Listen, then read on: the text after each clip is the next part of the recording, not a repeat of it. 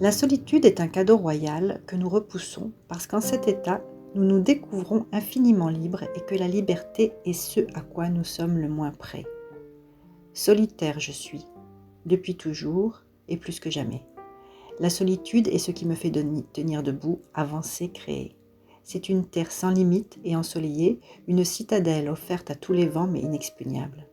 La seule part d'héritage que je défends âprement, part d'ermitage, qui est tout et qui est moi. Solitaire donc, quoique bien entouré et riche d'amitié, solitaire comme un défi à la banalité, comme un refus de se résigner.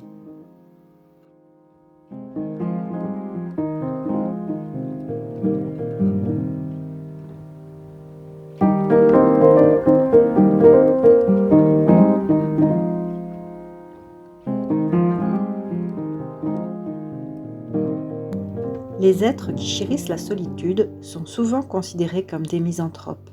Ils n'apprécient pas les bains de foule, les stades vociférants, les manifestations dites populaires, donc ils méprisent ou détestent leurs semblables. Or, le solitaire n'est pas celui qui n'aime pas les autres, mais celui qui apprécie certains autres, celui qui, en tout, fait preuve d'élection et cultive les affinités. Le solitaire a le sens de l'amitié, qui célèbre une relation unique entre deux personnes, tandis que de toutes parts est martelé le mot d'ordre de solidarité, qui fait référence à des populations indistinctes. Il préfère toujours la rencontre particulière à la dilution dans une collectivité. Pour lui, l'individu est d'un grand prix et c'est le mépriser profondément que de le traiter en termes généralisateurs, les jeunes, les travailleurs, les émigrés, les sans-abri.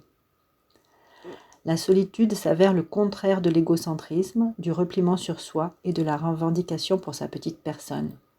Le véritable solitaire se passe de témoins, de courtisans et de disciples. Ainsi parlait Démocrite. Même dans la solitude, ne dis rien ni ne fais rien de blâmable. Apprends à te respecter beaucoup plus devant ta propre conscience que devant autrui. Le solitaire sait qu'il a beaucoup à apprendre alors que la plupart ne cherchent qu'à enseigner, à avoir des disciples. Il lit, écoute, réfléchit, mûrit ses pensées comme ses sentiments. En cet état, il pèse le moins possible sur autrui. Il ne cherche pas, au moindre désagrément, une oreille où déverser ses plaintes. Il ne rend pas l'autre responsable de ses faiblesses et de ses incompétences. Il ne peut exercer sur personne un chantage affectif.